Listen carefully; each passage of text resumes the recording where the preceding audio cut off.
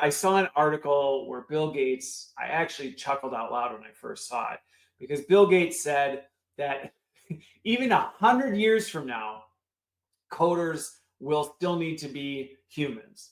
Something along those lines. I don't remember. It'll remain a human profession for centuries, was Bill Gates' thing. Which even I read that, I went, I have heard you say we are going to replace.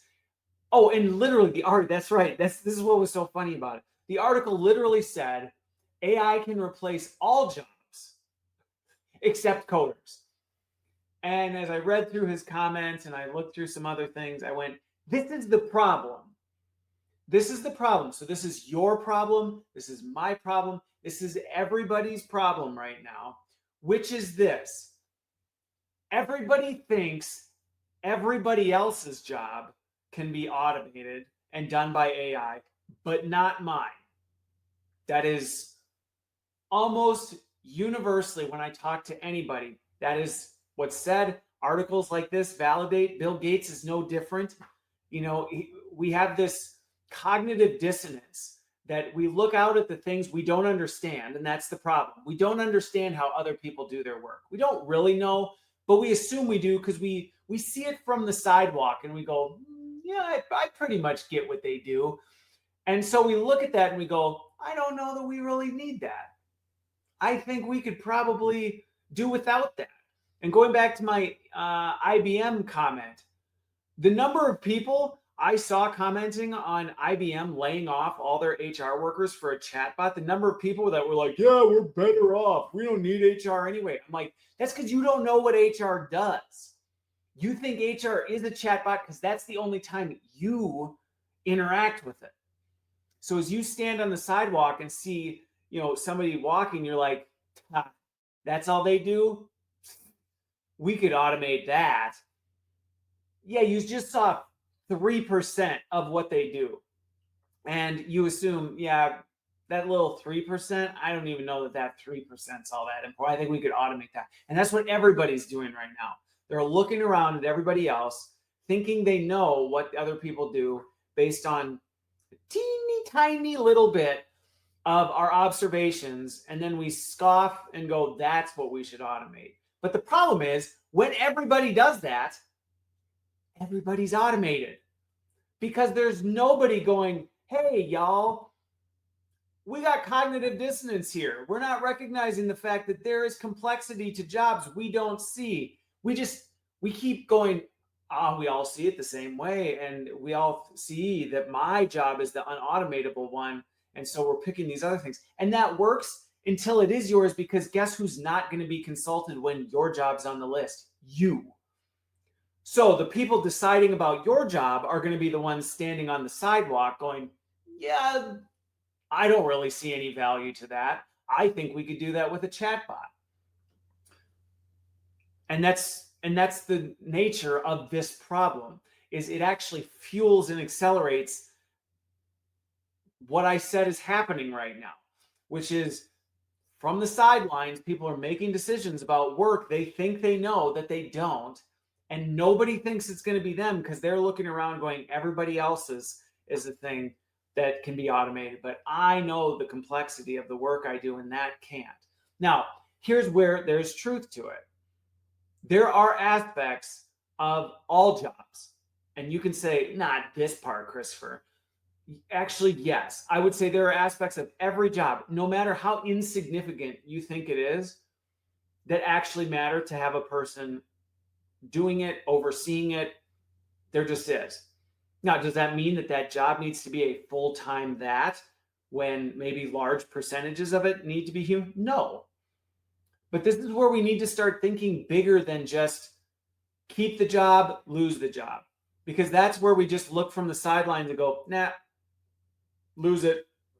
Instead of going, well, why don't I go talk to that person I just saw on the sidewalk? Why don't I spend an afternoon with them actually on the walk, so that I start to see it and go, oh, I didn't see that part. Oh, that part? Yeah, I don't want a chatbot doing that. I mean, I can tell you right now, to all the people scoffing at IBM getting rid of HR, they're going to regret that decision.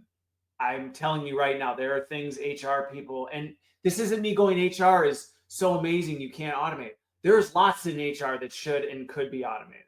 Believe me. And there's a lot of bloat that could be carved right on out of that with AI. And then there are parts that I'm telling you right now, you do not want a chatbot handling your HR. You do not. Even though you might go, but that's insignificant. That's what you think. That's what you think. But because you don't understand it, you don't realize what you are putting in the hands of a machine with an alien intelligence that can easily be exploited and has no clue what it's doing. And you think you can do this until you can't. And so this problem, first of all, starts with us accepting, first internally. One is you don't know what other people do. I think that is the first step, is acknowledging I actually don't know what other jobs do. And I'm not going to be arrogant enough to think I do and think I can decide what's someone else's job, whether it's worth us having or not.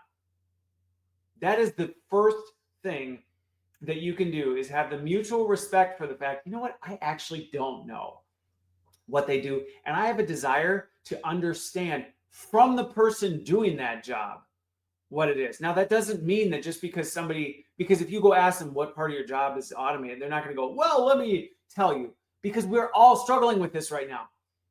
The part two, which is understanding your job can largely be automated. But you actually have to have conversations with these people. You have to understand them. You have to dig into it. You have to talk to people who have done it. You can't just say, well, McKinsey said we don't need customer service. We can get AI. Oh, good. Yeah, I bet they took a lot of money from you to make that decision too. And they stand to make a lot of money when you call them when it blows up in your face and you go, oh no. And they go, well, you might switch to Deloitte because you're mad at us, but we know somebody who had Deloitte tell them the same thing is going to call us and hire us. So keep in mind, there are incentives to tell you that you can do that. But just accept you don't know what other people do. And so those assumptions you have about those people and their job that isn't all that important, you need to throw it in the trash can right now. That attitude, that mindset, you need to just kill it. Put it to death. Take it like Old Yeller out behind the shed and put it down. And recognize that every single person has value, and what they're doing to some degree is adding value to your organization.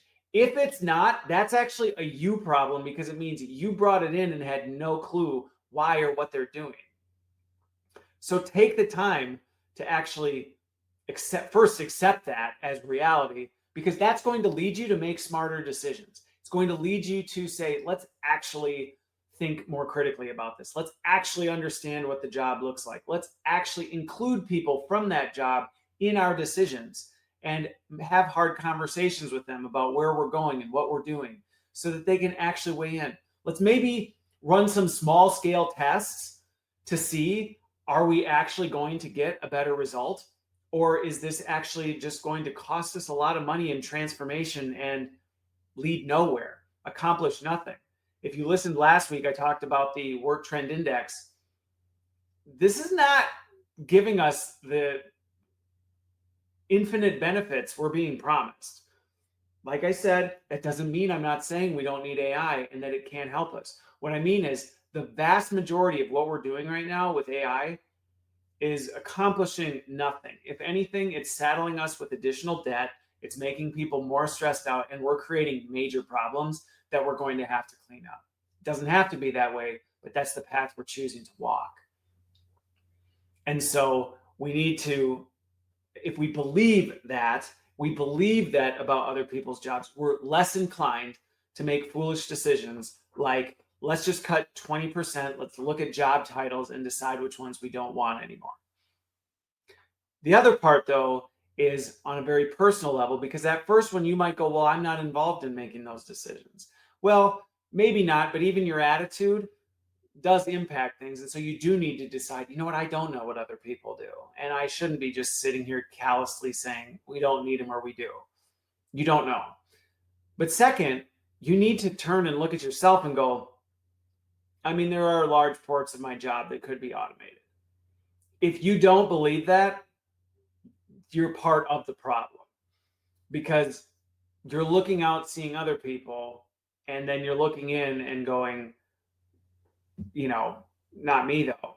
And that not only makes you vulnerable, but it also makes you a big part of the problem. And so you need to be able to recognize the fact that, yeah, large parts of your job are robotic in nature. They're repeatable, they're low risk, they aren't things that really matter. And you could probably automate large portions of it. Maybe it's not the whole thing. Maybe it's large portions of it to get it to a point where you're not spending your time, on certain things, or you're assigning risk tiers to different things and going, if it's below this risk level, it really truly doesn't matter. But that requires true objectivity. It requires you being able to actually look in the mirror and see what's in there, not cover up parts of it because I don't really like to see that, or, closing your one eye because of how it helps you be a little more comfortable with what you see in the mirror. You actually have to be able to look at it. And that's hard.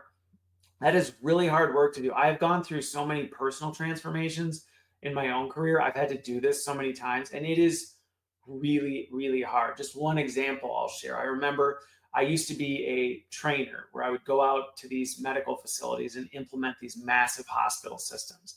And so my whole job was to, be the person on the ground, help all these people, answer their questions, show them how the stuff worked, do all this stuff. And I really, for very long, thought nobody could do this like I could. There's just something about this work and me doing this work that is magical.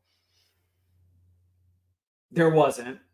There wasn't. I mean, it's not that I wasn't good at what I did. It's not that it didn't add value. It's just the belief that it couldn't be done by someone else and none of it could be done differently was stupid. It was foolish.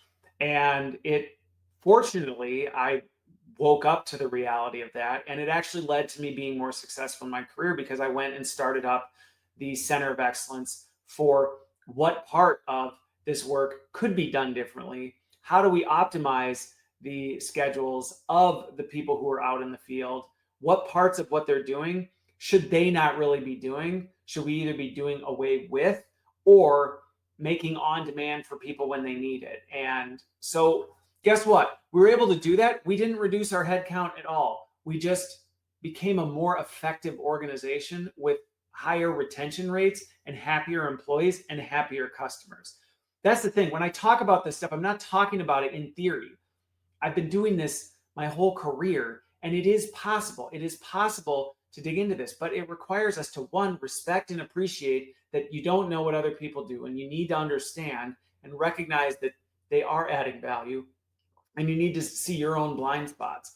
And this article by Bill Gates and just so much of the work I do continues to reveal the fact that that's not the norm right now. And that may be one of our biggest problems today that's leading to CEOs and boards going, we're going to cut 30%, 25% of our workforce because we think, hey, they can be automated.